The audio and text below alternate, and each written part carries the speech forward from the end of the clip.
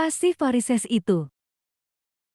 Dulu lah ya, harus sering-sering check up supaya nggak menjadi sebanyak itu sehingga perlu bypass kan. Iya Intinya itu betul, kan. iya. Zaman sekarang tapi memang gini sih, ada kecenderungan nih waktu itu ya, ini lucu sih sebenarnya ada opa-opa gitu datang gitu kan di poli. Orang Terus Korea kan- nih? Nggak, kalau opa itu opa P-nya 2 doang. Iya apa-apa terus. Ya dia masuk kan ke poli kan, dia masih suster bukain pintu, kan dia masih ngomong sama sebelahnya, aku lihat kan, dia ngomong, "You pasang ring berapa?" Terus yang bilang, Jana bilang 2. Hah, kalah you sama saya 4.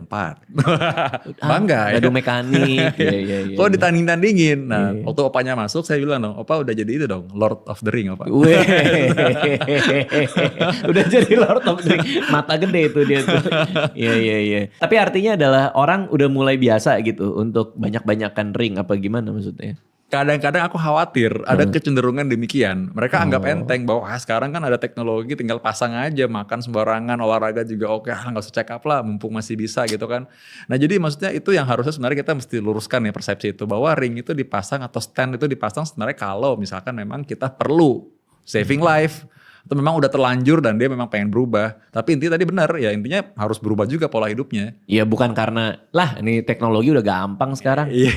Terserah gua lah gitu ya. Ya itu makanya. Oke. Sekarang kita masuk ke ini klinik varisesnya. Nah ini memang bridgingnya bagus nih tadi. Bahas soal bypass ya. Betul. Nah tadi aku mau ngomong tapi aku tunggu yang sekarang ini. Oh. Benar, jadi Gimana tuh? tadi ingat gak pembuluh darah vena yang kita pindahin ke atas untuk bypass jantung? Ya yang dari kaki. Nah iya betul. Nah pembuluh darah yang sama tadi yang tadi Bang Radit bilang itu urat ya. Pembuluh darah yang sama itu, pembuluh darah vena itu, kalau mengalami gangguan atau sirkulasi nggak lancar, itu yang bikin varises.